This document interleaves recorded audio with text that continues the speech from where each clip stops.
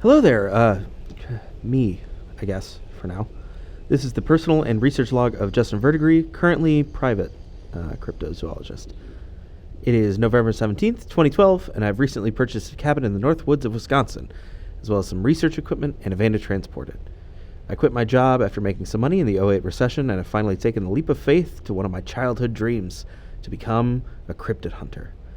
Now, I know how that sounds, but this is not some hokey Bigfoot hunting expedition. I'm hoping to collect real and tangible evidence of these elusive animals and someday publish these findings, including these logs I hope to record. Part of my reason for choosing the North Woods was the infamous cryptid the hodag. Pretty silly in name, but this fearsome reptilian has plagued the Wisconsin wilds for some time. Being first discovered in 1893, this beast has eluded capture and only been spotted a few times in the wild since. After a personal encounter in my childhood with what I believe to be one of these mythical beasts, I believe that I may be better suited for this task than any other before me. And with my extensive hours, days of online research... Hi. What you've just heard is a recording of my missing brother, Justin. He started his dream, I guess, almost 3 years ago to this day. It's now November 12th, 2015, and no one has heard from him for a solid 6 months. This is not too out of the ordinary, so he would often go on his little expeditions for months on end. But he'd always give me a call first, texting me where he was and how long I should wait to hear back from him before I could begin to get worried. This last May, he texted me and told me that he was going on a big trip out west to find a quote-unquote, a big one, or so he claimed. He said that he should be back in 4 months, and I should start worrying at 5. I'm the only one who knows where his cabin is. Mom was always such a worrywart, and he didn't want to be bothered, so here I am. At his cabin, alone with a pile of SD cards and cassettes, and my brother nowhere to be found.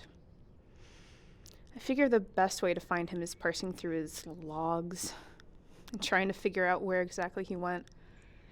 Despite how studious he was with his notes and the few notebooks I found hidden around, he seemingly isn't a fan of labeling his cards or his files in any way that makes sense to me. Labeling his SDs with symbols and random letters.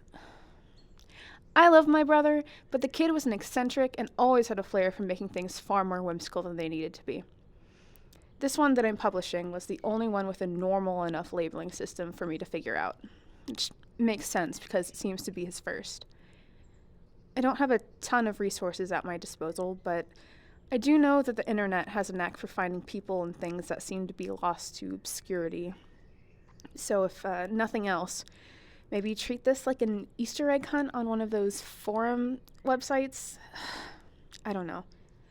But what I do know is that I love my brother, and I'd prefer to know he's safe.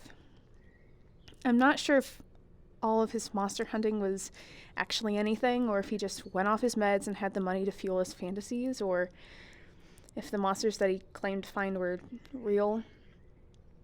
But I'm worried.